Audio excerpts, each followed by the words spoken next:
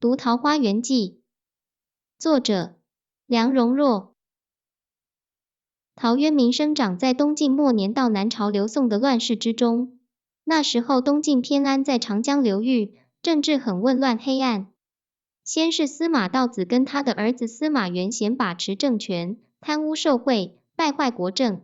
一般官僚士族迎合投机，生活腐败，不知羞耻。紧接着是桓玄的动乱，刘裕的起兵。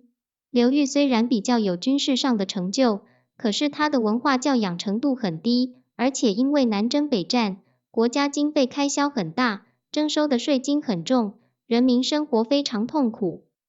陶渊明虽然也是士族出身，但是对于当时的现实政治环境，心里始终有很深的反感。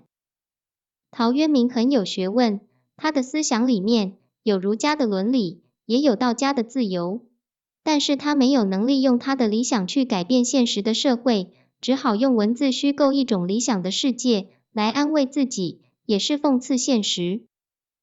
中国每当国家政治很黑暗很残暴的时候，有些有理想有道德的人，他们对于邪恶的势力没有力量改变，也不愿意加入。他们常常采用两种方式逃避，一个是上山，一个是下海。上山就是跑到深山密林里躲起来，这在历史上记载的很多。比如东汉末年的北方冀州的田畴隐居在徐无山，聚集了亲族朋友5000多家，建设一个山中家园。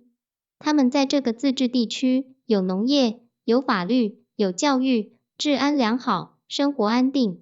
外面各种政治势力，地方像是公孙瓒、袁绍，中央像是曹操，都不能不尊重田畴。至于下海，就是坐船离开大陆跑到海外去。最有名的故事是秦始皇时代的徐福，他骗秦始皇说要出海找神仙，结果带了3000童男童女，一去不回。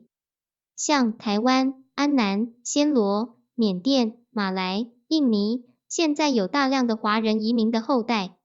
考察这些移民的来源，做生意经商是小部分，大部分是因为逃难流亡或逃荒谋生而到海外的。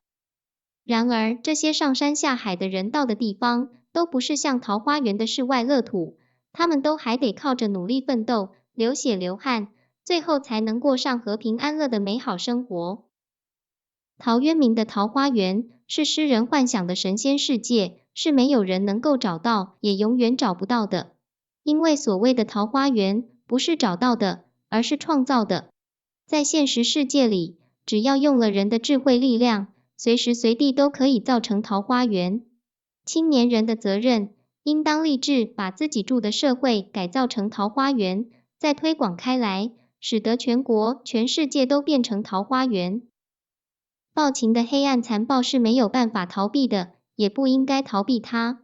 陶渊明要是生活在现代，以他那样高尚的人格、丰富的学识、真挚的情感，一定能找到挽救国家的新途径，而不再向往论道幻想的桃源世界了。